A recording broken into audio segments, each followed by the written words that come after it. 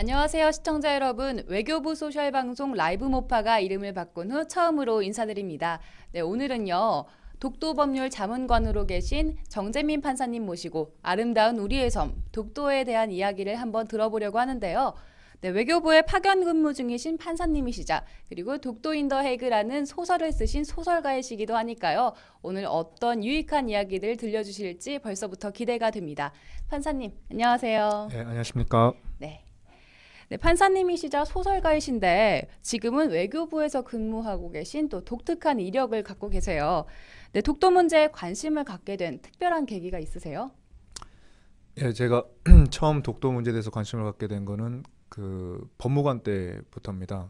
어, 제가 한 10년 전에 법무관을 했는데 그때 법무관들 자리 중에는 뭐 군에서 판사도 있고 군 검사도 있고 이렇게 있는데 그때 이제 그 국제정책팀에는 법무관이 딱 한 자리가 있었어요. 거기는 이제 국제법을 하는 사람이 왔으면 좋겠다. 그 당시 국장님이. 그래서 이제 제가 이제 그쪽에 가게 됐고 그때 우리 그때 국방장관님도 독도와 관련해서 이제 독도를 다 잘 지켜야 되는 그 관련 부서 중에 하나니까 그 국회에서 가끔씩 이렇게 답변을 하셔야 됐는데 그때 이제 국제정책팀에서 답을 하라고 했고 국제정책팀에 이제 제가 유일한 법무관이었다 보니까 저보고도 한번 답을 써보라고 이렇게 이야기를 하셨죠.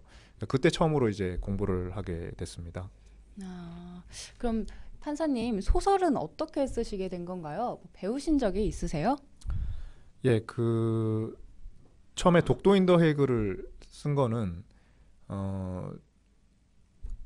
독도 인 더 헤이그를 쓴 거는 제가 그때 이제 공부를 해보니까 이제 독도라는 것이 제가 생각했던 거하고 너무 달랐고 제가 이제 뭐 워낙 아는 것이 없어서 그렇기도 했지만 제가 예상했던 거하고 너무 달랐고 우리가 만약에 그냥 이렇게 감정적으로 굉장히 그 일본이 이제 뭔가 어떤 도발을 할 때마다 감정적으로 대응하면 일본의 계략이 잘 말려들 수 있겠다. 그러면 한 단계씩 이렇게 말려들다 보면 다음 단계가 어떻게 전개되고 다음 단계 어떻게 전개되고 이런 것들을 좀 이렇게 다른 분들하고 좀 공유를 해봤으면 좋겠다. 근데 그 틀이 제가 이제 예전에 소설을 쓰기도 하고 이제 문학도 좀 좋아하는 편이니까 그런 소설이란 틀로 그 내용을 담으면 독도란 문제가 사실 되게 쉬운 것 같지만 사실은 굉장히 전문적이거든요. 뭐 역사적으로도 잘 알아야 되고 또 이제 국제법적으로도 굉장히 전문적이기 때문에 그거를 너무 어렵지 않게 쉽게 그러면서 여러 가지 고민을 하면서 좀 이렇게 일반인들도 널리 또 특히 학생들도 이렇게 공감을 가질 수 있겠다. 이래서 이제 독도 인 더 헤이그를 쓰게 됐습니다. 그럼 판사님 따로 소설 쓰는 걸 배우신 적은 있으세요? 예, 소설은 뭐 이렇게 뭐 바이올린이나 뭐 이런 거는 이제 레슨도 받고 이렇게 하는데 소설 같은 거는 특별히 이제 가르쳐 주는 사람은 없고 뭐 소위 말하는 그 다독 다작 다도. 뭐 다상량 이렇게 해가지고 많이 읽고 많이 쓰고 많이 생각하는 수밖에 없는데 아무래도 제가 또 일도 원래 또 다른 일도 하고 이러다 보니까 여러 가지로 다 제대로 못 하고 있는 편입니다. 판사님 혹시 등단도 따로 하신 거예요? 예, 제가 2000 그 처음에 이제 글을 쓰게 됐을 때는 이제 대학생 때였으니까 그때는 뭐 대학 문학상이나 학교 문학상 이런 데도 다 떨어지고 이렇게 했었는데 그러다가 공무원 문예대전이라고 사법연수원 다닐 때 그때 장려상을 하나 받은 게 있어요. 그때부터 이제 조금 뭔가 이제 처음으로 누군가가 제가 뭐 문학 제가 뭔가 하고 싶어서 했던 그런 일들에 대해서 뭔가 이제 뭐 아주 작은 상이지만 이제 인정도 받고 이러니까 신기하고 재밌기도 하고 또 격려도 되고 이렇게 해서 정말 장려가 된 거죠 그야말로. 그래서 좀 더 하게 됐고 그러다 보니까 이제 독도 인 더 헤이그도 쓰게 됐고 그러다 보니까 이제 또 뭐 소설 이사부라는 책도 쓰게 됐죠. 소설 이사부라는 책을 써서 2011년에 네. 그 포항 국제문학상이라는 매일신문사에서 주최하는 그 상을 장편 문학상을 받게 돼서 이제 등단을 하게 된 셈입니다. 아, 정말 등단을 하셨군요. 저는 자칭 소설가이신 줄 알았어요, 네, 네, 사실. 네. 이 소설 쓰는 게 재밌으세요? 혹시 이렇게 바쁘신 중에도 계속해서 소설을 쓰고 계신 것 같은데. 아, 소설 쓰는 게 재밌지는 않고 이게 넓게 네. 보면 재밌긴 한데 지나고 보면 그 쓸 때는 굉장히 힘들고요.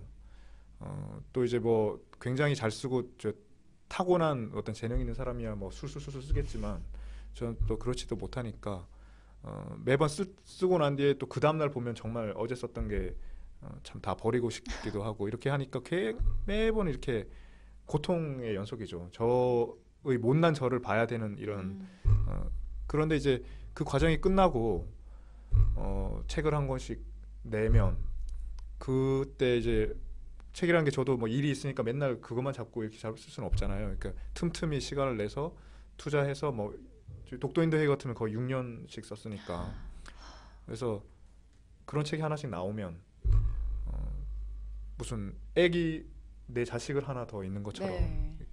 이제 그런 것도 있고 그 책이 마치 자식처럼 자기의 운명이 있어요. 아, 자기가 어?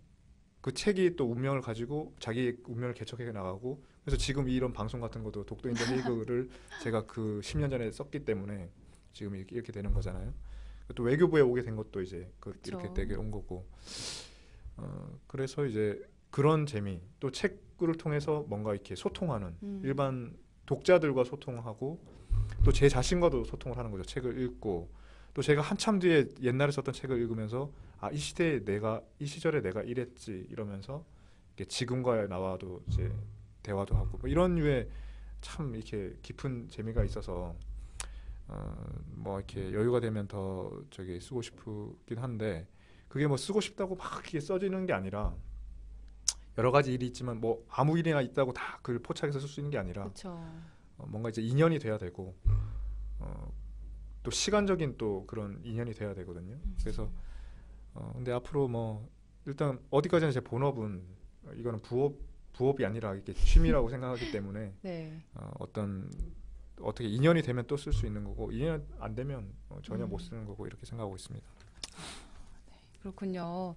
이 소설을 읽으신 분들은 좀 더 쉽게 오늘의 방송을 이해하실 수 있을 것 같은데요. 저희가 쉽고 자세하게 오늘 독도 문제에 대해서 이야기하도록 하겠습니다.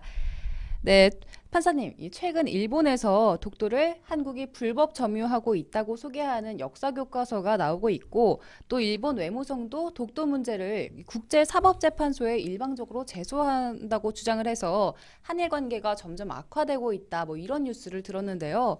도대체 일본이 언제부터 독도를 자기네 땅이라고 주장을 하게 된 거죠? 그 일본이 독도를 자기의 땅이라고 주장한 거는 이제 1905년에 시마네현으로 음, 편입하면서부터 처음 이렇게 이야기를 한 겁니다. 그 전에는 당연히 독도가 자기 땅이라고 이야기한 적이 한 번도 없고요. 근데 그 전에는 아주 옛날부터 뭐 예를 들면 이제 네. 1600년대에도 울릉도를 자기 땅이라고 이야기한 적은 아, 있었죠. 그리고 예, 울릉도를요? 그때부터 사실은 뭐 1900년대 전반에도 울릉도를 하여튼 어떻게든 좀 이제 가져가 볼 생각을 많이 했었죠. 그래서 1600년, 1690년대 소위 뭐 안용복 사건이라고 많이 음, 알려진 이제 울릉도 네네. 쟁계라고 우리는 울릉도 쟁계라고 하고 저기는 일본에서는 다케시마 일건이라고 하는데 그때도 사실은 이제 그때는 울릉도까지 독도까지 포함해서 울릉도라고도 많이 불렀거든요. 아, 그러니까 울릉도와 독도가 분리된 거는 1905년에 일본이 처음으로 이제 분리를 한 거예요. 한일 간의 모든 문서에는 다 울릉도와 독도가 하나로 취급돼 있죠. 하나의 권역으로 취급돼 있고 하나의 심지어는 이제 하나의 섬으로도 취급돼 있고 이렇게 하고 울릉도란 이름으로 옛날부터도 다 같이 독도가 붙였고 같이 예. 묶여 있는. 지금도 우리 울릉군 안에 독도가 있는 거죠. 지금의 음, 행정구역조차도.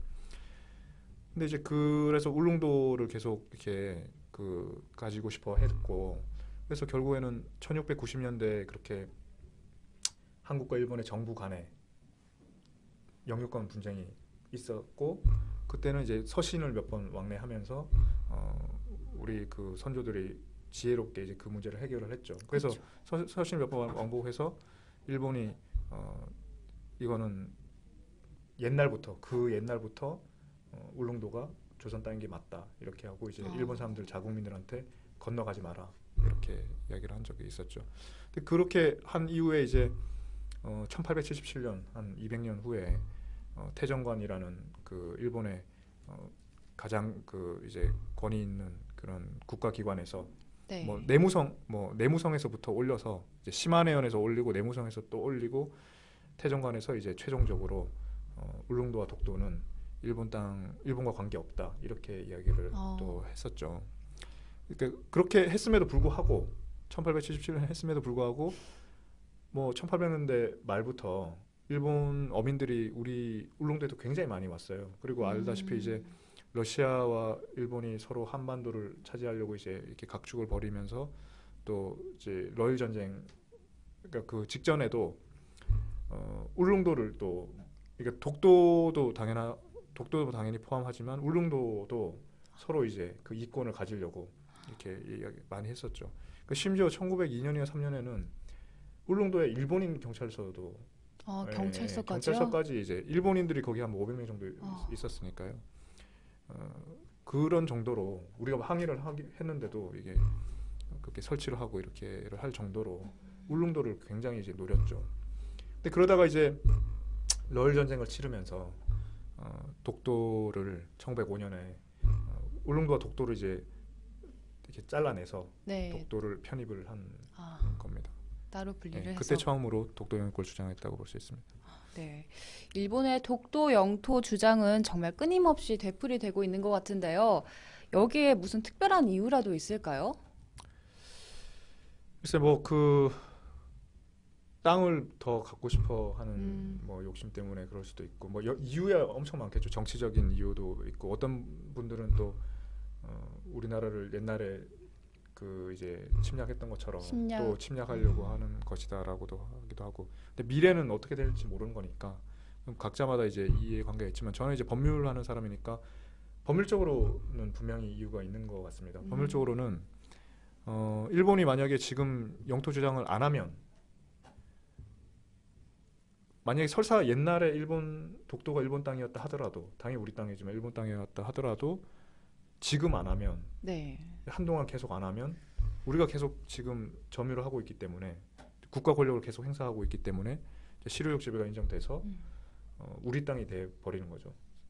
그러니까 이제 이 사람들은 계속 이렇게 이 일을 계속 이렇게 해야 그런 이제 완전히 더 이상 자기 땅이라고 해볼 수도 없는 그런 기회를 박탈당하지 않기 위해서 이제 하는 거죠. 그래서 저는 물론 다른 이유도 있겠지만 이제 저는 그 깔린 것이 법률적인 이유 때문에 자신들이 이걸 그러니까 우리한테 이제 평화적인 점유를 허용하지 않고 싶어서 이렇게 하는 거기 때문에 너무 이렇게 예민하게 저 사람들이 우리를 침략하려고 그런다 너무 막 이렇게 할 건 아니지 않나. 이를테면 뭐 마치 이제 저는 이런 비유도 쓰는데 러닝머신 위에 올라가 있는 것처럼 우리는 마주보고 있는데 우리는 서 있는데 이 사람들은 러닝머신 위에 올라가 있는 것처럼 계속 뭔가를 해야 돼요. 그렇지 않으면은 현상 유지조차 못 되는 거죠. 그러니까 이제 우리가 그거를 보면서 역시 우리가 우위에 있군. 이렇게 좀 우리의 우위에 있는 법률적인 우위를 좀 즐길 수도 있는 건데 너무 그러면 이렇게 뭔가 굉장히 이제 몰려가는 옛날에 이제 아픔이 있으니까 막 거기 상처가 다시 이렇게 통증을 느끼면서 막 이렇게 강하게 응대를 하면 사실 이제 일본의 전략에 말려드는 면도 있고 좋은 건 아닌 것 같다 이런 생각이 있습니다. 그렇군요. 그럼 일본은요, 이 독도를 정말 자기 땅이라고 믿고 있는 걸까요? 예, 지금 이제 뭐 그 일본에서 교과서 같은 것들을 계속 그렇게 하는 거는 바로 자라나는 세대들이 국민들이 일반 대중들이 그렇게 믿게 하려고 하는 거죠. 그리고 뭐 일본 사람들이 뭐 다 다르겠죠. 어떤 사람은 진짜 그렇게 믿는 사람들도 있을 거고 어떤 사람은 안 믿는데 전략적으로 그렇게 이야기하는 사람도 있을 거고 어떤 사람은 아예 관심이 없는 사람이 굉장히 많을 거고요. 근데 이제 그 일본 정부는 예를 들면 이제 뭐 정부나 학자나 이렇게 잘 아는 사람들은 일단 적어도 옛날부터 자기 땅이 아니었다는 거는 확실히 알고 있는 것 같습니다. 그 중에 이제 대부분 상당수는 우리 땅 아니었다 하지만 뭐 한국도 그 전에 뭐 확실히 당신 땅이라는 것을 근대 국제법 원리에 맞는 그런 거는 약한 거 아니냐. 우리가 먼저 확실히 그냥 이렇게 한 거다 이런 식으로 생각하는 사람들은 좀 그 이제 있는 것 같은데 적어도 정부는 옛날부터 자기 땅이 아니라는 거는 잘 알고 있죠. 예를 들면 이제 1905년에 편입을 할 때도 네. 그때 기록을 일본 측 기록을 보면 자기 땅이라면서 편입을 한 거잖아요. 근데 이제 그 자기 땅이라는 이유가 예를 들면 이제 처음에 그 1905년에 편입할 때 나가이 요자부로라는 그 어민이 독도 와서 강치 물개를 잡아서 사업을 했는데 네. 이제 수익이 괜찮았죠. 그러니까 이 사람들이 이걸 독점해서 자기가 해보려고 하니까 근데 자기 일본인이니까 근데 이거를 조선 땅이라고 생각했고 그 조선양인 걸 이걸 빌려서 해야 되나 이렇게 하고 있었는데 누가 힌트를 준 거죠. 아 이거 조선령이 아닐 수도 있다. 제대로 한번 알아보고 해봐라. 이렇게 해서 이 사람이 이제 그 내무성에 이렇게 그 시마네현하고 이제 내무성에 이렇게 신청을 한 거죠. 그때 이제 그때 내무성만 해도 반대를 했어요. 이걸 편입하는 거에 대해서. 왜냐하면 이거를 편입하자고 하니까 지금 이게 조선령으로 여겨지는 이 땅을 네. 지금 이 시국에 그때 러일 전쟁 막 하고 있었으니까 지금 이 시국에 편입을 하는 거는 뭔가 우리가 조선을 침략하려는 그런 이미지를 줄 수 있다, 오해를 줄 수 있다. 왜 이런 식으로 해서 그러니까 이미 내무성이란 우리 같으면 이제 뭐 국가의 뭐 내무부, 지금 같으면 뭐 안전행정부 이런 거잖아요. 그런 데서 이미 이거는 조선령으로 여겨진다고 얘기를 했다고요. 인정을 한 네, 거죠. 네. 그렇게 하고 근데 외무성에서는 이거는 그런 고려는 할 필요 없다. 지금 이건 있으면 적함 감시에 유용하다. 이렇게 한 거예요. 적함을. 러일 전쟁 때니까 뭐 러시아 그거겠죠. 그러면서 자기 이거 옛날부터 우리 땅이었기 때문에 하자는 게 아니라 적함 감시에 유리하니까 하자는 그런 내무성처럼 생각할 필요 없다. 이거고 내무성은 조선 땅이다. 이렇게 한 거죠. 그래서 이제 근데 그게 결국에는 이제 내각에서 통과됐는데 그 당시에 내각이 우리 같으면 이제 국무회의라고 해야 될까요? 그러니까 내각 결정문이 내용이 뭐냐면 이거는 이제 국제법상 뭐 점령이었다. 우리는 이제 선점이라고 이야기하는데 그러면서 선점이라는 거는 무주지의 주인이 없는 땅에 처음으로 실효적 지배를 해서 성립되는 거거든요. 그러면서 그러니까 이제 무주지였다는 거죠. 그러니까 자기 땅도 아니었다는 거죠. 자기도 스스로. 그러면서 그때 이야기한 게 다른 나라가 점령한 흔적이 없고 다시 말해서 그 다음에 자기가 또 실효적 지배를 하는 건데 옛날부터 그러면 일본 땅이었냐 그런 이야기는 하나도 없이 그냥 1903년부터 나가이 요자부로가 거기에 운막을 짓고 어업을 했다. 뭐 1년 반 전에 나가이 요자부로가 1년 반. 불과 1년 반 전에 어업을 했다. 운막을 짓고.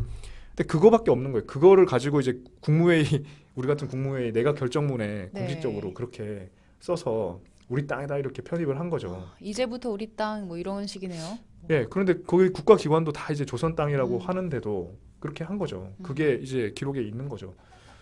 그러니까 사실은 좀 이렇게 문명 국가에서는 쉽게 할 수 없는 그걸 대놓고 이렇게 그 1905년 편입을 하고 그러니까 거기에 바탕에 깔린 정서는 그런 거죠. 그러니까 한국 땅이라는 증거도 확실히 없는 거야. 이렇게 하면서 이제 그냥 자기들이 한 거죠.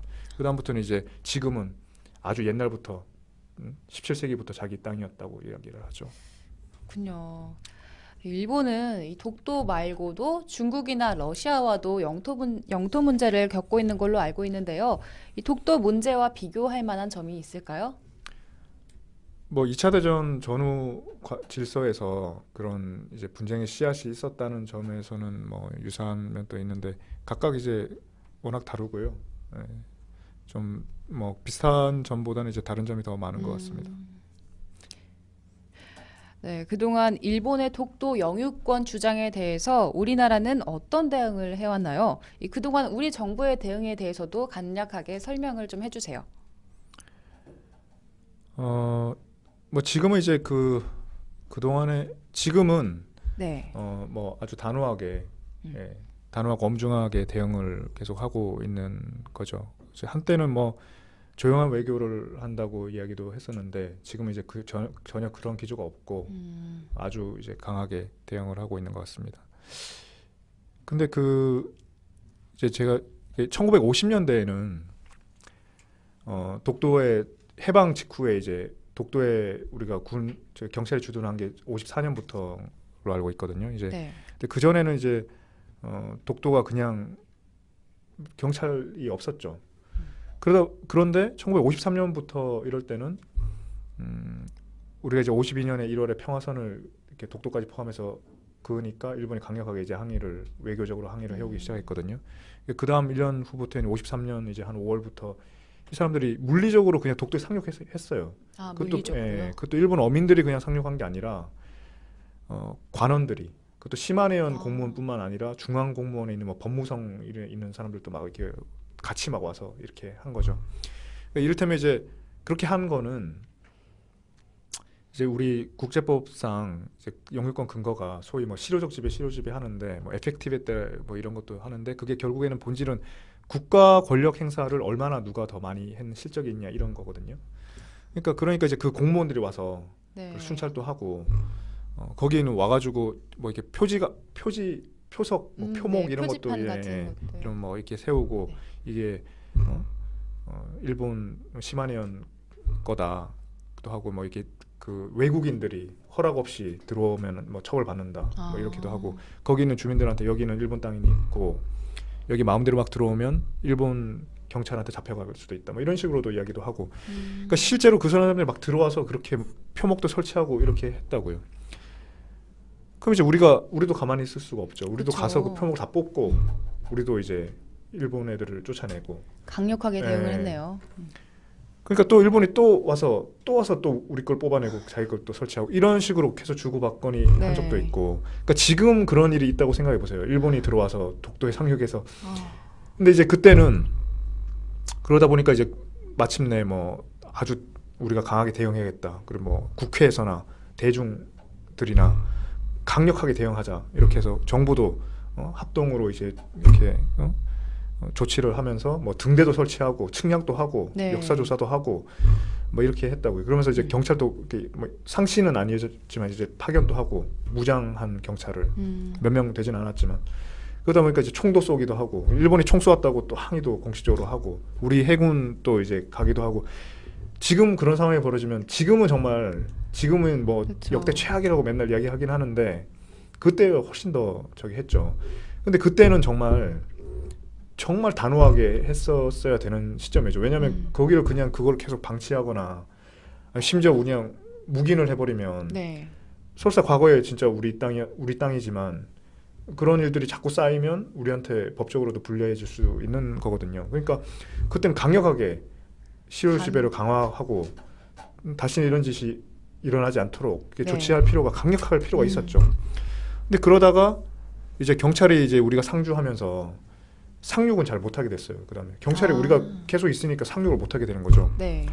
그리고 이제 평화선이 딱 그어져 있고 그러니까 이 사람들은 일본 사람들이 함부로 이제 올 수 없는 거죠. 그러니까 그러면서 그런 와중에 일본은 이제 전쟁이 끝나고 과거사를 정리하기 위해서 이제 소위 뭐 이렇게 강화 조약들을 체결하기 시작했어요. 여러 나라가. 그러니까 대일 강화 조약을 51년도에 체결했고 근데 주요 국가들은 뭐 러시아 옆에 있는 러시아, 한국, 뭐 중국 이런 대만 이런 데는 체결을 못했다고요. 근데 그런 나라들은 또 개별적으로 다 체결해 나갔죠.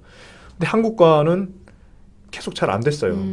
계속 한국은 또 뭐 여러 가지로 뭐 자기들은 강제로 침략한 것도 아니고 지금도 그렇잖아요. 지금도 강제로 침략한 것도 아니고 강제로 침략한 게 아니고 법적으로 위법한 게 없으니까 배상도 아니고 뭐 여러 가지 이슈가 이제 잘 타결이 안 돼서 계속 이렇게 50년대부터 51년부터 노력했지만 계속 65년도에 이제 그렇게 체결하게 되죠. 네. 이제 그렇게 하는 과정에 우리가 이렇게 점유를 했고 일본 한일 관계가 겨우겨우 이제 좀 매듭이 지어지는가 하는 와중에 또 독도 문제까지 시끄러워지면 이제 어려워지니까 그 다음부터는 이제 서로 조금 조용히 조심스러워졌군요. 해야죠. 우리 입장에 일본은 이걸 괜히 겨우 이렇게 뭔가 한일 회담까지 겨우 이제 완성시켜 놓고 한일 회담 추진하는 과정에서는 이제 그런 것까지 해야 되는데 이 독도 문제 계속 이렇게 제기해서는 뭐 답이 안 나오는 거니까 그리고 우리 입장에서는 일단 우리가 점유를 해버리면 이거만큼 확실한 이제 실효 지배가 없는 거죠. 그렇죠. 근데 그렇기 때문에 이제 시간만 가면 특히 이제 국제법적으로도 평화로운 지배가 굉장히 중요하거든요. 평화롭다는 거는 결국에는 상대가 이의를 안 하는 거죠. 상대방이. 그러니까 일본이 이의를 안 하는 거죠. 근데 네. 일본이 이의를 안 하게 하려면 우리가 막 강하게 하는데 일본이 일을 안 할 수가 없잖아요. 그렇죠. 그러니까 우리도 좀 이렇게 톤 다운을 해줘야 되고. 아. 그러니까 그런 관념에서 우리가 이미 딱 점유를 했고 이걸 그대로 현상 유지하면 우리한테 굉장히 유리하고 현실적으로 유리할 뿐만 아니라 법률적으로도 굉장한 유효한 딱 그걸 얻을 수 있기 때문에 좀 조용히 가자 이렇게 했었던 게 조용한 외교의 아이디어였던 것 같고 사실 그거는 상당히 뭐 괜찮은 거죠. 그리고 전 세계적으로도 어떤 섬을 점유하고 있는 국가가 그렇게 막 시끄럽게 한 경우가 없어요. 왜냐하면 내 거를 남이 가져갔을 때나 막 맞아요. 이렇게 항의하고 시끄럽게 하는 거지. 맞아요. 그러면 뺏을 수가 없으니까. 근데 자기가 갖고 있는 사람은 점잖게 있는 거죠. 그걸 뭐 자기가 갖고 있는데 막 이렇게 당연한 안 조용하게 뭘 할 수가 없는 거죠. 그래서 그런 이제 아이디어가 있었는데 일본이 이제 근데 70년대 후반부터 뭐 갑자기 이제 외상이나 이런 분들이 이 사람들 아는 거예요. 법률적 이것도 저는 법률적인 게 상당히 깔려 있다고 생각하는데 계속 가만히 있으면 이 정말 독도를 더 이상 주장할 수도 없게 된다. 그래서 이제 주장하기 시작했고 그럼 우리가 또 받아칠 수밖에 없는 거고 그럼 여기서 또 주장하고 그러면서 이제 그게 정치적인 또 그 포인트도 딸 수 있는 거니까 정치인들 입장에서는 또 그렇게 계속 하다 보니까 빈도가 너무 이제 뭐 빈번해지고 정도도 강해지고 그럼 이제 역사 교과서까지 해서 대중적으로도 서로 이제 갈등을 조장하고 이렇게 하다 보니 하고 또 우리 국민들도 이거 가만히 우리 정보 너무 유약한 거 아니냐 너무 가만히 있는 거 아니냐 너무 대책이 없는 거 아니냐 이렇게 하니까 또 민주주의니까 이렇게 또 강하게 대응할 수밖에 없고 이렇게 해서 지금까지 이제 오게 된 것 같습니다. 문제를 의도적으로 조금 더 키운 거군요. 네. 사실 독도가 사람이 살기는 힘든 돌섬이잖아요. 크기도 작고요. 도대체 독도가 어떤 가치를 갖고 있다고 보시나요? 그 뭐 땅이라는 게 가치가 있죠. 땅이라는 것 자체. 땅이라는 것 자체가 네. 그렇죠. 땅이 있으세요?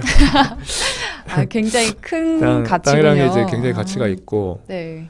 특히 이제 바다에 그것도 바다 한가운데 있는 땅은 그 주변에 이제 해양 영역도 뭐 해리 영해부터 12해리인데다가 배타적 경제 수역도 이제 또 그걸 기점으로 그을 수 있는 여지가 있는 거고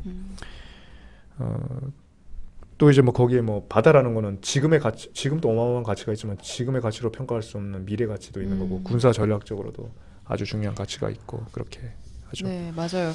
네. 이번에는 판사님께서 쓰신 책이죠. 독도 인 더 헤이그를 바탕으로 좀 더 독도에 대한 궁금증을 구체적으로 풀어보는 시간 갖겠습니다. 네, 특히 이 책 속에 담긴 국제법적 근거들을 통해서 독도가 국제사법재판소로 가게 된다면 어떤 일들이 일어나게 될지 상상을 해볼 수 있을 것 같은데요. 먼저 화면으로 만나보시죠. 일본 아베 총리가 야스쿠니 신사 참배 소신을 밝힌 데 이어서 아소다로 부총리 등 강요 3명이 잇따라 야스쿠니 신사를 참배했습니다. 내년부터 사용될 일본 고등학교 교과서에 독도에 대한 왜곡된 내용이 추가되었습니다. 우리 영토인 독도에 불법으로 접근하는 가상 선박을 퇴치하는 독도 방어 훈련이 오는 7일부터 3박 4일간의 일정으로 실시됩니다. 시점의식 및 기자회견을 시작하겠습니다. 독도는 역사적으로나 국제법적으로 명백한 우리 대한민국의 영토입니다. 이른바 타케시마의 날을 맞아 일본 기구단체들이 총집결했습니다. 독도는 일본 땅이라며 공포 분위기까지 조성합니다. 독도의 해병대를 주둔하게 하고 정비했습니다. 외교부 장관과 국방부 장관도 군 주둔에 동의한 것으로 전해져서 외교적인 파장이 만만치 않을 전망입니다. 속보입니다. 일본이 동해 오키섬 부근에서 다케시마 방어훈련을 실시하고 있습니다. 해상 자위대의 주력인 4,000톤급 구축함 12척과 이지스함 2척이 오키섬을 독도로 상정하고 섬을 선회하면서 한반도를 향해 함포를 조준합니다. 수십 대의 헬기가 오키섬 상공을 비행하다가 섬 위에 착륙하고 있습니다. 그동안 일본은 역사적으로나 국제법적으로나 대한민국 영토임이 명백한 독도에 대하여 침략의 야욕을 버리지 못하더니 마침내 독도를 빼앗으려는 군사훈련을 벌이기에 이르렀습니다. 이에 우리 대한민국 정부는 최대한 빠른 시일 내에 독도에 군대를 파견함으로써 일본의 도발을 미연에 방지하고 독도에 대한 실효적 지배를 강화하기로 결정했습니다. 뉴스 속보입니다. 오늘 새벽 4시를 기해 일본 해상자위대 군함 10척이 기습적으로 독도를 포위했습니다. 우리나라 공군이 출동해 교전을 벌였지만 일본의 기습을 막지는 못했습니다. 뒤늦게 독도 앞바다에 도착한 우리 해군이 전투 준비를 마치고 현재 청와대의 지시를 기다리고 있습니다. 그동안 한국이 일본 영토인 다케시마를 오랫동안 불법 점거해왔지만 일본은 평화를 위해 참고 또 참았습니다.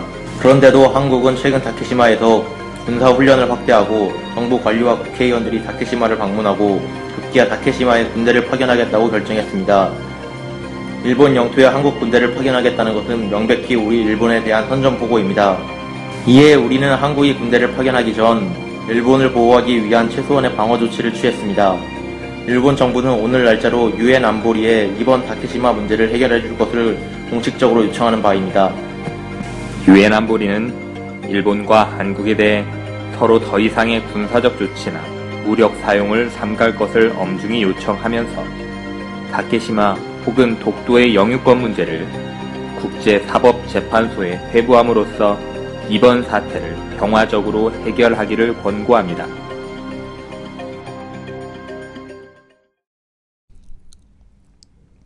네, 방금 보신 영상은요, 저희가 소설 내용을 바탕으로 먼저 독도 문제가 영토 분쟁으로 번지게 됐을 때 이 국제사법재판소에 가게 되는 과정을 극화로 꾸며봤는데요. 이 판사님, 네. 정말로 이런 일이 가능할까요? 이 국제사법재판소는 양쪽 모두가 동의를 해야지만 소송이 시작된다고 제가 알고 있었거든요. 예, 뭐 하여튼 국제사법재판소는 이제 국가들이 다 동의를 해야 그 소송을 하는 거니까 네. 우리가 동의하지 않는 이상 절대 이런 일이 일어날 수는 없겠죠. 소설입니다. 예. 그렇군요.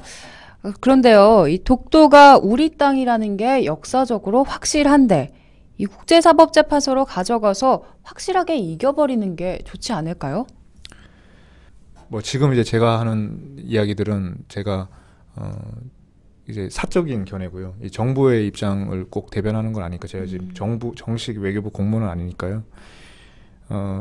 그렇게 양해를 좀 해주시고. 네.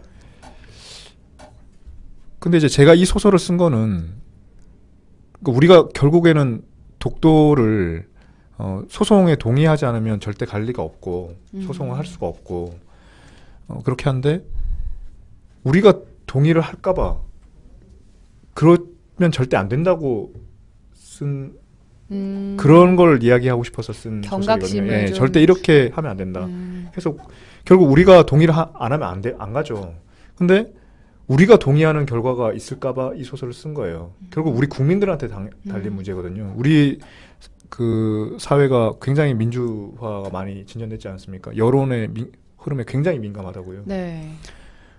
여론이 갑자기 이런 아까 말씀하신 대로 우리가 역사적으로 뭐 우리 땅이 확실한데 국제사법재판소에 가서 이기면 되는 거 아닙니까? 이렇게 하는 사람이 많아져 버리면 네. 이게 바로 일본이 원하는 거고 제 소설에서 사람들이 네. 그렇게 하는 거고 그러면 정부는 우리 사회가 굉장히 민주화됐기 때문에 이 다수의 의견을 존중을 하게 된다고요. 그러니까 결국에는 우리가 일본의 원하는 그런 방향으로 이제 가버리게 되는 거죠. 근데 소송을 하지 않는 이상 우리는 절대로 이 독도를 뺏길 수가 없어요. 뺏기고 싶어도. 근데 이제 그렇기 때문에 일본은 계속 소송을 하자고 하는 거예요. 그것만으로 그러니까 오로지 그 방법밖에 없으니까 자기들이 뺏을 수 있는 거는. 근데 그마저도 동의를 안 해주면 끝이기 때문에 관할권이 없는 거기 때문에 그냥 안 하면 그만인데 우리를 그래서 감정적으로 계속 자극하는 거죠. 우리 그 여론이 그쪽으로 흘러가려고 하려고. 근데 이제 그렇게 이야기를 하실 때 저는 절대로 이런 이야기는 나와서도 안 되고 당연히 이제 가서는 안 되는 거라고 생각합니다.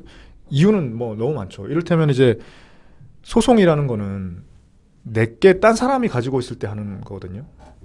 네. 자기가 갖고 있는 거를 소송하는 사람이 없죠. 그렇죠. 그리고 일단 또 스테이크의 문제가 있는 거죠. 이렇게 뭔가 게임을 하려면 비슷하게 걸어야 되는 건데 우리는 이겨도 본전인데 일본들은 저도 본전이거든요. 저도 본전인 걸 이제 하는 거죠. 그리고 이제 저도 판사지만 재판을 한번 해보셨어요? 소송 한번 해보셨어요? 저는 한 번도 해본 적이 없어요. 당하는 것만 힘든 게 아니라 소송을 하는 원고도 굉장히 기분 나빠요. 법원에. 저도 판사지만 법원에 가면 일단 안 믿어주는 거예요. 처음부터. 그러니까 그게 공정한 거니까. 계속 안 믿어주고 그러면 그 모든 사람들한테 세계를 상대로 일단 우리의 주권이 다른 사람들이 있다고 하면 있는 거고 없다면 없는 그런 상태가 되는 것 자체가 기분이 좋을 게 아닌데다가 재판을 받으러 가면 거기에 위압적 이게 거기에 권위에 눌릴 수밖에 없고 거기에 이제 그 사람들한테 제발 나를 믿어주세요 막 이렇게 해야 된다고요. 우리 거를 가지고 제발 스스로 재판 안 해도 되는 걸 가지고 가서 막 거기 막 이렇게 그쪽이 다 목줄을 쥐고 있고 판사들이 제발 우리 거를 제발 제 말을 믿어주세요. 그런 것도 문제뿐만 아니라 무슨 뭐 어떤 사람이 제가 우리 애도 뭐 3살짜리도 있고 이러지만 어느 날 무슨 저기 무슨 그 길거리에 무슨 불황자 같은 분이 와서 우리 애가 자기 자식이라면서 법대로 한번 가서 소송 한번 해보자고 하면 하시겠어요? 그 무슨 되죠. 그 사람이랑 동등한 입장에 서는 것 자체가 일단은 말도 안 되게 기분 나쁜 거죠. 그래서 당연히 기분 나빠서 그냥 무시를 해 버려야 되는 그런 거죠. 그리고 이제 저도 이제 판사지만 소송이라는 게 스포츠 게임 같은 게 있는 거거든요. 그러니까 뭐 되게 비싼 변호사를 선임하면 막 진짜 뭐 죄를 지은 사람도 무죄도 나오고 막 이렇게 하잖아요. 아무리 저도 재판을 해보면 이 재판을 하고 있는 판사조차도 제가 어떤 결론으로 재판을 할지를 모를 때가 되게 많아요. 의외로. 그리고 재판이 끝나고 난 뒤에도 누가 이겼는지 제가 모를 때 되게 많아요. 판결문 써봐야 아는 거예요. 써보는 과정에서도 몰라서 이 사람이 이긴 걸로 써보기도 하고 저 사람이 이긴 걸로 써보기도 해서 둘 다 보고 더 설득에 있는 거를 최종적으로 결정할 판결이 아예 끝나고 나서도요. 적지가 않거든요. 그러니까 그런 사실은 위험한 거를 뭐 만약에 제가 무좀이 있는데 만약에 있으면 네. 무좀이 있는데 가끔 가렵고 불편하기도 한데 그걸 가지고 수술을 해요. 수술을 하는데 뭐 성공 한 20%는 15% 20%는 죽을지도 몰라요. 무좀으로요? 하겠어요? 아유. 그런 수술을 왜 해요? 그냥 좀 그쵸? 가려울 때 긁으면 되지. 네, 그럼 소설 속에서는 양쪽이 어떤 근거를 들어서 주장을 펼치고 있는지 한번 화면으로 만나보시죠.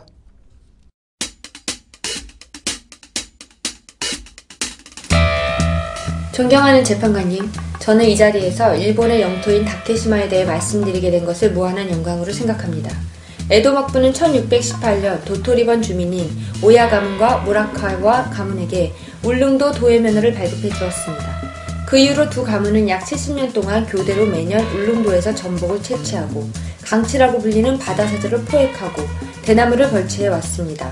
이 과정에서 오키섬에서 울릉도로 가는 길목에 있는 다케시마는 중간 기착지이자 강치와 전복의 어장으로 자연스럽게 이용되어 왔습니다. 또한 에도 막부는 1653년 세국령을 선포해 일본인의 해외 도항을 금지했는데 이때 울릉도나 다케시마에 대한 도항을 금지하지는 않았습니다. 이것은 늦어도 에도시대 초기인 17세기 중엽에는 일본이 다케시마에 대한 영유권을 확립했다는 것을 알 수 있습니다. 존경하는 재판관님, 막부가 도의 면허를 발급했다는 것은 오히려 독도가 일본 영토가 아니었음을 알려주는 근거입니다. 일본인이 일본 영토로 가는데 왜 면허가 필요하겠습니까? 도의 면허는 단순히 울릉도와 다케시마로 건너가는 것을 승인해 준 것이 아니라 사업할 권리를 허가해 주는 것입니다. 여권이 아니라 영업 허가권인 것입니다. 이것이 바로 국가가 주권을 행사하는 강력한 실효적 지배의 근거 아니겠습니까? 일본도 인정하다시피 1696년 조선과 일본 막부 사이에 울릉도 쟁계가 종결되어 일본이 울릉도가 조선 땅이었음을 인정했습니다. 이것이 소위 안흥복 사건의 전말입니다. 중요한 점은 일본이 울릉도가 과거부터 조선 땅이었다는 사실을 인정했다는 것입니다. 태정관 지령문의 별지 1호에는 울릉도 쟁계 당시 기록이 있는데 여기에 당시 일본 사람들이 울릉도로 도해하는 것이 원래 해서는 안 되는 일이었다고 기록되어 있습니다. 도의 면허를 발급 당시에 일본 막부는 울릉도가 일본 땅이라고 생각했었습니다. 그러다가 조선과 울릉도 영유권 분쟁이 생겨서 여러 자료를 검토해본 결과 나중에야 울릉도가 조선 땅이었다고 판단한 것입니다. 그리고 1696년에 막부가 조선 영토로 인정한 것은 어디까지나 울릉도이지 다케시마는 아니었습니다. 한국은 소위 안영복 사건이 일어난 1696년 당시 울릉도와 다케시마 혹은 독도가 모두 분쟁의 대상이 되었다고 주장하고 있고, 일본은 다케시마 혹은 독도는 분쟁의 대상에 포함되지 않았다고 주장합니다. 한국은 이때가 다케시마 혹은 독도와 관련된 최초 분쟁이 발생한 시점으로 결정적 시점으로 주장하고 있는 것이죠. 자, 그럼 이제 일본 측의 두 번째 주장인 1905년 다케시마 혹은 독도의 시마네현 편입에 대해 이야기를 들어보죠. 일본은 1905년 다케시마를 시마네현으로 편입함으로써 다케시마의 영유 의사를 재확인했습니다. 일본은 1905년 다케시마를 시마네현으로 편입함으로써 다케시마의 영유 의사를 재확인했습니다. 1900년대 초 강치 포획이 성행하면서 강요회의를 거쳐 내무 대신의 훈령으로 1905년 2월 다케시마를 공식 명명하고 시마네현 지사 관유지 대장에 다케시마를 등록했으며 이는 당시 신문에도 게재되었습니다. 이후 강치 포획을 허가제로 하여 1941년까지 계속되었습니다. 시마네현 편입 조치는 중앙정부가 아니라 지방정부의 조치로서 국제법상 국가의 행위로 인정될 수 없습니다. 시마네현 편입은 중앙정부의 강요회의 결정과 내무대신 훈령에 따른 것으로 국제법상 충분한 의미가 있는 행위입니다. 이해관계국인 한국에게 일절 통보하지 않고 비밀리에 한 것입니다. 우주지를 선점 시에 이해관계국에 통보를 해야 한다는 국제법상 의무는 없습니다. 당시는 일본이 한국을 침탈하기 위한 탐욕으로 폭력을 행사하고 있던 시기였습니다. 일본은 지금 1905년 이전에 독도가 무주지, 즉 주인이 없는 땅이라고 주장하시는 것입니까? 아까는 에도 막부 이후 일본이 실효적으로 지배하고 있었다고 주장하시지 않았나요? 네, 저희는 일본의 고유 영토였음을 주장하지만 예비적으로 독도가 무주지였음도 함께 주장하는 바입니다. 국제법상 가장 최고의 법리는 결정적 시점까지의 실효적 지배니까요. 실효적 지배는 평화적이고 지속적으로 해야 합니다. 조선은 1906년 시마네현 편입을 뒤늦게 알았지만 이미 1905년에 외교권을 박탈당하고 1910년 일본의 식민지가 되었기 때문에 항의를 할 수가 없었습니다. 그러나 일제강점기 이후 샌프란시스코 강화조약 체결 당시부터 독도가 우리 땅임을 분명히 주장했습니다. 그렇다면 2차 대전 전후 처리 당시 샌프란시스코 강화조약 체결에 대해 일본의 얘기를 들어보겠습니다. 2차 세계대전 전후 처리를 위해 1951년 체결된 샌프란시스코 평화조약에는 일본이 반환해야 할 한국 영토로 제주도, 거문도, 울릉도만 기재되어 있을 뿐 다케시마는 포함되지 않았습니다. 다시 말해 연합국이 다케시마를 일본 영토로 인정했다는 뜻입니다. 조약 작성 과정에서 한국은 미국에게 다케시마가 한국 땅이라고 주장했으나 이에 대해 미국은 다케시마가 일본 땅이라는 이유로 이 요구를 거부했습니다. 한국의 양유찬 주미 한국대사에게 미국의 국무차관보인 러스크가 보낸 소위 러스크 서신이 바로 그것입니다. 독도 또는 다케시마로 알려진 섬에 관해서는 우리들의 정보에 의하면 통상 무인도인 이 바위섬이 조선의 일부로 취급된 적이 없으며 1905년경부터 일본 시네마현 오키섬 지청의 관할하에 있다. 이 섬은 일찍이 조선에 의해 영유권 주장이 이루어졌다고는 볼 수 없다. 샌프란시스코 강화조약 최종안에서 독도가 빠진 것은 국제법에 따라서 심사숙고한 정당한 결과가 아닙니다. 당시 미국 정부 고문 시볼트가 국무부에 보낸 문건을 보세요. 제6항 독도에 대한 재고를 건의함.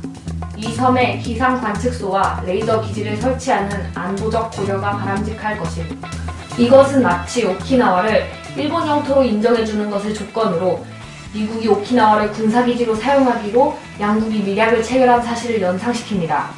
위 문건에서 안보적 고려라는 문구는 미국이 독도가 어느 나라의 영토인가를 역사적 관점이나 국제법적 관점이 아닌 정치적 관점으로 판단하기 시작했음을 암시합니다.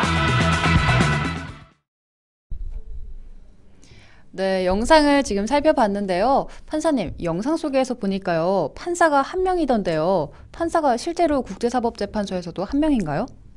네, 국제사법재판소 재판관은 15명이 있고요. 네, 네. 저렇게 여러분이 이렇게 앞에 나와서 합니다. 저렇게 화면에서 이제 편의상 한 명으로 나오는데요. 제가 그 국제사법재판소에 일본인 재판관도 있다고 들었는데요. 우리나라 재판관도 혹시 거기에 지금 있나요? 지금은 없는데 이제 네. 앞으로 나와야 될 것 같습니다. 일본은 그 뭐 요다 시게루 같은 분은 이제 한 텀이 이제 한 임기가 9년이니까 새 임기를 했거든요. 그러니까 27년을 했었고요. 지금 오하다 히사시 분도 지금 재선이 됐으니까 이제 18년 동안 하고 있는 거죠. 그러니까 그 유엔 뭐 법을 그렇게 해라는 법은 없는데 네. 유엔 안전보장이사국 5개국은 상임이사국 5개국은 계속 그 재판관 자국 재판관을 내고 있고 15자리 중에. 근데 일본은 계속 그런 나라가 아닌데도 계속 지금 그리고 45년 동안 또 잠시 텀을 제외하고는 이제 계속 이렇게 해 왔죠. 근데 아시아에 이제 세 자리가 있는데 아시아 몫으로 세 자리가 이제 보통 할당돼 있는데 중국은 상임이사국이니까 하고 일본은 계속 하고 있고 한 나라가 있는데 한 나라는 또 뭐 이렇게 다른 뭐 중동이나 다른 또 지역의 그런 몫이라고 또 뭐 이야기도 돼요. 그런 이야기는 이렇게 정해놓은 건 없는데 한중일이 다 하면 좀 이렇게 그러니까 사실은 아까 또 이야기가 연결되지만 ICJ 가는 것도 일본이 재판관을 그렇게 오래 하고 재판 소장도 하고 최근까지 그런 법정에 가자고 하는 거잖아요. 그 판을 잡고 있는 상태인데 그렇죠. 아니 근데 재판을 하는데 우리 아버지가 재판하는 곳에 가서 재판을 하자고 하면 그게 어떻게 일단 그러면은 일단 그 자리를 내놓고 우리 한국한테도 하나 자리를 주고 한국이 재판할 때 그러면 하자고 하든가 그렇게 해야 공정한 거지. 지금 이제 그런 면에서도 더더욱 이제 ICJ 갈 그게 응할 수가 없는 거죠. 판 자체가 조금 유리하게 짜져 있으니까요. 그렇죠? 그래도 이런 일본 주장에 대해서 우리도 충분히 반박을 할 수 있어야 할 텐데요. 여기서 또 반박 그리고 재반박으로 이어지는 법정 대결은 소설에서 잘 다뤄지고 있으니까요. 직접 서점에서 구입하셔서 읽어보시면 좋을 것 같습니다. 제가 여기서 다 얘기를 하면 스포일러가 되는 것 같거든요. 네, 판사님. 최근에 뉴스를 보면요. 실효적 지배를 강화해야 한다고 해서 독도에 시설물을 짓기도 하고 또 국회의원들이 방문을 하기도 하던데요. 이런 게 국제법적으로 어떤 의미를 가지고 있을까요? 국제법적으로는 우리 이미 그 지금 경찰도 있고 우리가 법도 많이 만들고 여러 가지 정말 관념적인 실효 지배 같은 거 많이 하고 있기 때문에 더 이상 뭐 더 많이 한다고 더 좋고 하는 거는 동시대에서 더 많이 한다고 좋은 거는 없는 거고요. 다만 이제 근데 모든 게 이건 법적인 차원에서 이야기고 모든 게 법적인 차원에서만 유의미해야 되는 건 아니니까 뭐 정치인들이나 이런 분들이 독도 방문하는 거는 정치 영역이죠. 그 정치라는 거는 법을 떠나서 법의 유불리를 떠나서 또 국민들이 좋아하면 또 할 수도 있는 거고 그렇게 그거는 정치 영역이니까 제가 뭐 이야기할 수 있는 것 같고 시설물 짓는 것도 뭔가 무슨 다른 경제적 이용 가치가 있거나 뭐 이렇게 하면 할 수 있는 거고 법적인으로는 뭐 큰 의미는 없는데 다만 이제 근데 이게 마치 법적인 것도 의미 있는 것처럼 막 이야기를 하면 더 설득력이 있어 보이잖아요. 근데 이제 그렇게 하는 거는 좀 아니지 않나. 그런 거 좀 안 해줬으면 좋겠다 이런 생각이 있습니다. 네, 그리고요. 또 요즘에 민간 차원에서 독도가 우리 땅이라고 해외 홍보를 많이 하고 있잖아요. 이런 건 또 혹시 법적으로 어떤 의미가 있을까요? 이거는 인기 투표가 아니거든요. 법률적으로 어느 나라 땅이냐 결정되는 문제지. 뭐 전 세계 우리나라 독도가 우리나라 땅으로 믿는 사람이 20억 명이고 독도를 일본 땅이라 믿는 사람이 10억 명이면 우리가 이기는 거고 뭐 이런 게 아니라고요. 그러니까 뭐 평창 동계올림픽 유치나 이런 거는 더 많은 사람들이 홍보가 되면 이렇게 그런 것들도 영향이 있겠죠. 뭐 싸이 같은 경우에도 뭐 그런 1등 하는데 뭐 이렇게 더 영향이 있겠지만 이거는 그런 문제가 아니다 기본적으로. 그리고 예를 들어서 네덜란드 사람이 와서 팔마스 섬이 우리 겁니다.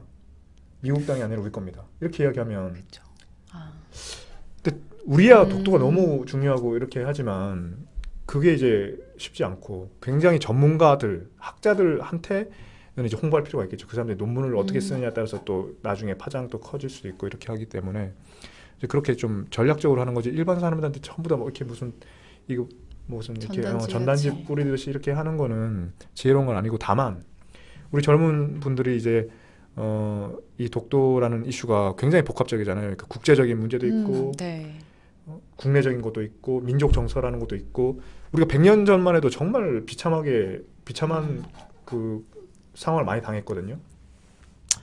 뭐 왕비가 뭐 죽지를 않나, 이렇게 불사지르지를 않나, 우리나라 국왕이 저기 가서 다른 나라 대사관이 이렇게 외교 공간에 가서 네. 국정을 해야 하질 않나.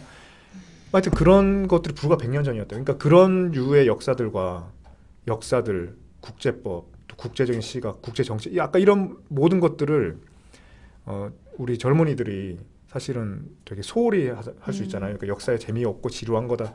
근데 이런 것들을 눈을 확실히 뜨고 이런 종합적인 사고력을 기르고 뭐 이런 되게 좋은 이제 소스는 될 수 있긴 한데 그냥 직접적으로 뭔가 탁탁탁 하는 거는 뭐 이렇게 아주 뭐 큰 의미가 있다고 보기에는 사실 솔직히 말해서는 좀 무료가 될 면이 있습니다.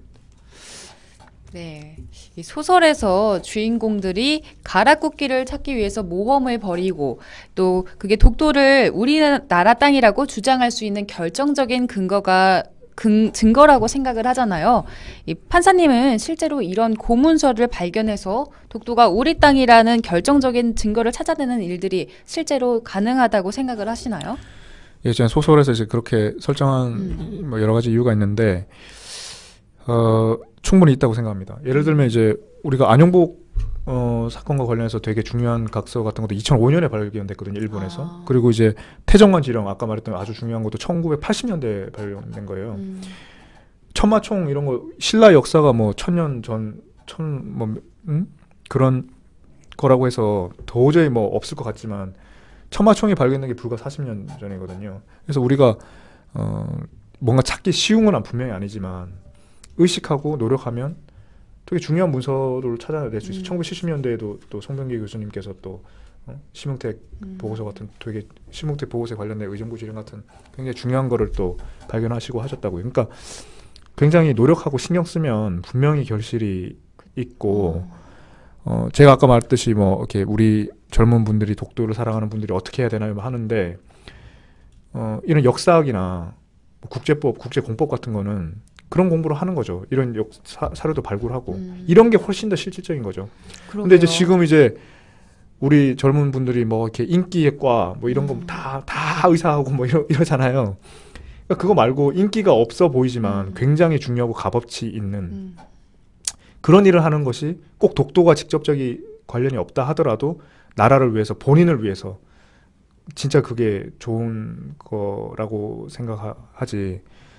그냥 이렇게 뭐 충분히 숙성되고 이렇게 하지 않았을 때 그냥 감정적인 어떤 기분적으로 이렇게 하는 거는 그것보다 정말 독도를 저기 한다 하면은 지금 정말 우리나라의 그 인재들이나 전문가 부족한 국제공법이나 역사학 이런 거를 많이 선택하는 것이 제일 실속 있는 방안이라고 생각합니다.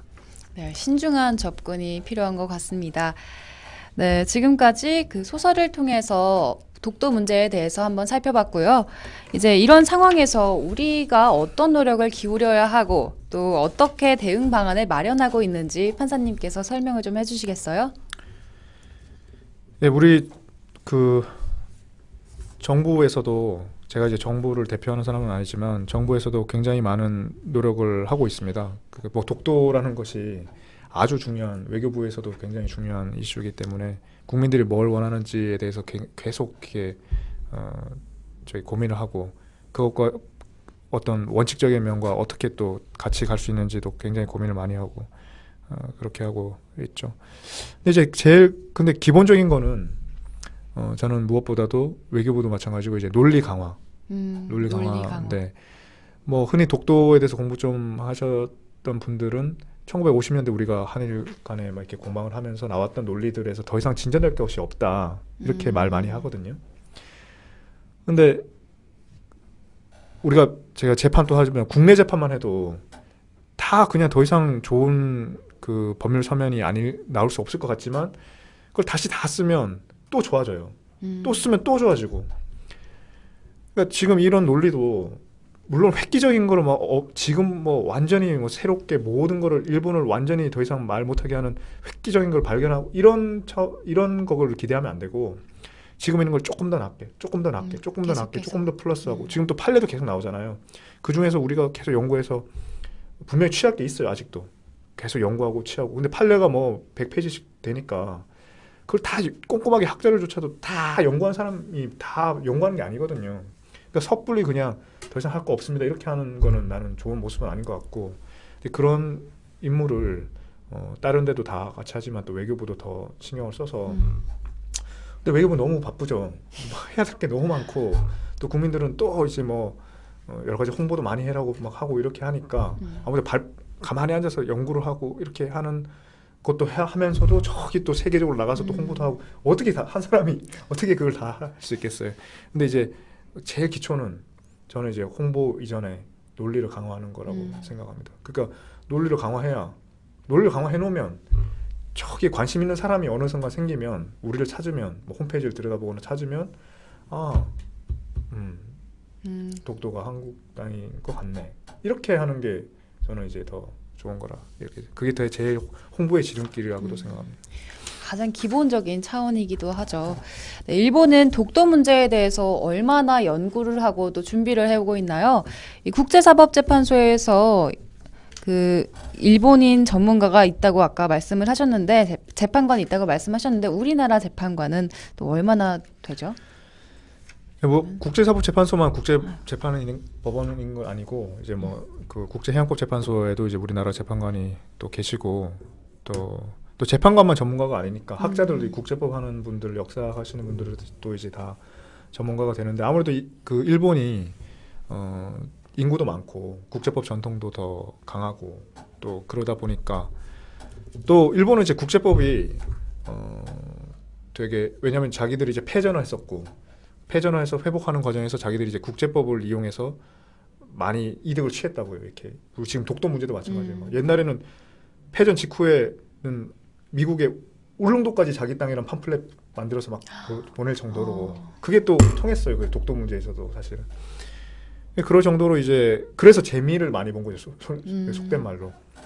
그렇기 때문에 국제법이 중요한지 되게 잘 알고 있고 그렇게 했으니까 전통이 강하고 인력이 일단 하는 적이 많죠. 근데 우리나라는 이제 국제 공법만 해도 그렇게 하는 사람이 많지 않고 해서 이렇게 뭐 직장 구하기도 어렵다. 교수 안 되면 뭐 자리가 없지 않냐. 그렇게 하죠. 저도 사실은 이 국제 공법이 이런 건지 모르고 그냥 국제법은 다 그 로펌에서도 하고 이런 그런 국제 상거래법인 줄 알고 그냥 이렇게 잘 모를 때 멘토가 없어서 이렇게 그때 했는데 네. 국제법이니까 이름이. 근데 하고 보니까 이제 제가 선택한 건 국제 공법이었더라고요. 그러니까 그래서 저는 어떻게 발을 들이게 됐고 좀 하다 보니까 또 법무관 또 그런 일을 하게 되는 법무관 그 자리가 하나밖에 없는 그 자리를 가게 됐고 거기서 이제 책을 또 썼었고 책을 써놨다 보니까 이제 우리 국제법률국장님께서 과거에 이기철 대사님께서 그 책을 읽고 저보고 외교부에서 한번 일할 기회를 주셨고 이렇게 해서 계속 이렇게 이제 그래서 또 일할 기회가 좀 생기니까 공부도 좀 하고 내가 연구한 걸 좀 발표도 해야겠다 싶어서 이제 또 공부를 더 하게 되고 박사과정도 들어가게 되고 이렇게 돼 있었던 거죠. 근데 이런 전문가들이 저는 이제 진짜 그냥 우연히 겹쳐서 이렇게 계속 공부를 하게 되는 거지만 일반적으로 이거를 꼭 해야 되겠다 해서 하는 분들이 지금 로스쿨이 시작되고도 너무 없어요. 정말. 예. 왜냐면은 소위 말하는 돈을 잘 벌 수 있는 그런 전공을 해도 돈을 벌기 힘든 시대니까 이런 것까지는 잘 하질 않죠. 그래서 좀 더 많은 사람을 키워야 될 것 같습니다. 네, 판사님 같은 전문가가 조금 더 많이 나왔으면 좋겠네요. 네, 저희가 방송 전에 사전에 독도와 관련된 질문들을 올려달라고 SNS를 통해서 공지를 올렸는데요. 정말 많은 분들이 참여해 주셨습니다. 저희가 시간 관계상 몇 분만 소개해 드리도록 하겠습니다. 네, 먼저 페이스북에서 전종윤님께서 남겨주신 질문입니다. 네, 국제법상으로 한 국가가 일정 지역에 상당 기간 실효적 지배력을 행사한다면 그 지역에 대한 영유권을 확보할 수 있나요? 혹시 가능하다면 앞으로 얼마나 시간이 흘러야 일본이 더 이상 독도를 분쟁화하려는 행태를 못하게 될까요? 라는 질문을 남겨주셨습니다. 그러니까 법률적으로는 이제 어느 정도 상당히 시간이 지나면 이제 취득한 거니까. 근데 지금 또 마찬가지면 지금 또 우리 땅이지만 일본은 계속 그렇게 이야기하잖아요. 네. 심지어 이제 최근에 또 아베 총리도 그렇게 뭐 이렇게 전쟁 범죄 이런 것도 그렇게 부인을 하고 있는 이렇게 하는 거니까 일단 일본이 아무리 시간이 지난다고 해도 일본이 독도를 계속 이렇게 포기하기는 쉽지 않을 것 같습니다. 네. 외교부에 이제 판사님이 파견 근무 오신 지도 1년이 넘었다고 제가 들었는데요. 외교관과 외교부에 대한 인상이 어떠신지요? 혹시 이런 건 좀 아쉽다. 혹시 이런 거 있으세요? 그러니까 외교부에 오니까 그러니까 외교관들은 정말 팔방미인이 돼야 되겠다. 팔방미인. 네, 법도 해야지, 경제도 해야지, 뭐 북한 핵도 핵무기도 잘 알아야지, 뭐 각국의 사정도 잘 알아야지. 그다음에 뭐 영어도 잘해야지, 뭐 불어도 잘해야지. 그 하나 하기도 사실 힘든데 그것도 뭐 1년 반, 뭐 1년 반 정도 있다가 1년 반 있다가 문화도 해야지. 갑자기 또 뭐 탈북자 문제도 해야지. 이러니까 굉장히 이제 참 팔방미인이구나. 이걸 전부 다 잘하기가 상당히 쉽지 않겠구나. 이런데 이제 아쉬운 점도 그런 점에서 이제 좀 출발을 하는 거죠. 이렇게 너무 많은 거를 한 사람이 다방면에서 이렇게 하는, 물론 그런 사람들도 제널리스트도 이제 있으면 좋겠지만 또 한 분야를 오랫동안 하는 스페셜리스트도 다시 공존을 했으면 좋겠다. 특히 법률 같은 법 같은 경우에는 대법원, 그러니까 국제법을 하는 국제법 실무를 하는 거의 유일한 기관이 뭐 유일하기는 하죠. 대표적인 유일한 기관이 외교부거든요. 외교부. 그러니까 국내법을 실무로 하는 기관은 많아요. 법원, 뭐 검찰. 근데 이제 국제법을 하는 그거는 여기 외교부다. 근데 이제 뭐 만약에 국내법을 하는 기관도 많지만 대법원이 굉장히 위상이 높잖아요. 대법원에서 이런 거다, 이 문제 이렇게 하는 거다 하면 그걸 함부로 쉽게 이렇게 무시할 수가 없다고요. 이제 이 국제법률국도 마찬가지로 또 그런 정도의 위상을, 국제법에서는 그런 정도의 위상을 가졌으면 좋겠고, 그러려면 전문가가 지금도 뛰어난 분이 많지만 네. 전문가가 훨씬 더 많이 양성이 돼야 되고, 결국 우리나라가 ICJ 재판관이나 이런 국제법적으로도 되게 유명한 권위 있는 뭐 학자나 이런 ILC 위원이나 이런 사람들을 배출해야 되는데, 그런 사람들도 실무를 해본 사람이 굉장히, 국제법이라는 건 굉장히 실무적인 법이기도 하니까, 그래서 이런 국제 외교부, 또 구체적으로 외교부의 법률국에서 그런 사람들이 많이 나오는 그런 선순환 구도가 있었으면 좋겠다, 이런 생각을 합니다. 네, 판사님의 그 외교부에 대한 소회를 한번 들어봤는데요. 아까 이어서 SNS 질문 계속해서 이어나가도록 하겠습니다. 네, 페이스북에서 유인경님께서 올려주신 질문입니다. 네, 독도 인 더 헤이그 저자님이 하지환으로 돼 있어서 처음에는 의아했는데 알고 보니까 판사님의 필명이더라고요. 판사님께서 본인의 이름을 두시고 필명을 따로 사용하신 계기가 있으신지요? 라는 질문 남겨주셨습니다. 네, 그 하지환이 이제 하지환인데. 하지환. 네. 예, 물하의 지혜지, 이게 둥글환 이렇게 해서 물처럼 지혜를 흘려서 이제 여러 사람이 뭐 마을 공동 우물처럼 이제 같이 저기 하자, 이런 건데, 저는 이제 뭐 글을 쓰는 데 있어서 뭐 이렇게 감정적으로 뭐 이게 굉장히 좋은 수려한 문장을 쓰거나 이럴 수는 없지 않겠습니까? 저도 이제 뭔가 작가로서의 어떤 강점을 가져야 되는데, 어떤 이제 어떤 정보죠. 이렇게 특수한 전문 지식. 네. 이런 뭐 법률도 좋고 뭐 이렇게 역사도 좋고 이런 전문 지식을 이제 흘려서 여러 사람들이 일단 제 책을 읽으면 뭐 문장이 수려하진 않지만 하여튼 얻은 게 많다, 뭐 이런 정도의, 그거는 책값은 해야 되는 거 아니냐, 이런 생각으로 이제 지었고, 필명을 쓰는 거는 판사가 썼다면 재밌겠어요?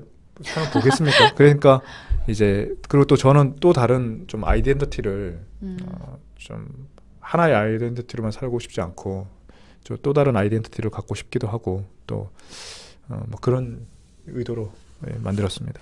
저도 방송 전에 이 책을 읽어보려고 찾았는데 판사님 이름이 아니라 하지환으로 돼 있어서 처음에 살짝 의아했었거든요. 네, 이어서 질문 이어나가도록 하겠습니다. 네, 페이스북에서 김창민님께서 올려주신 질문입니다.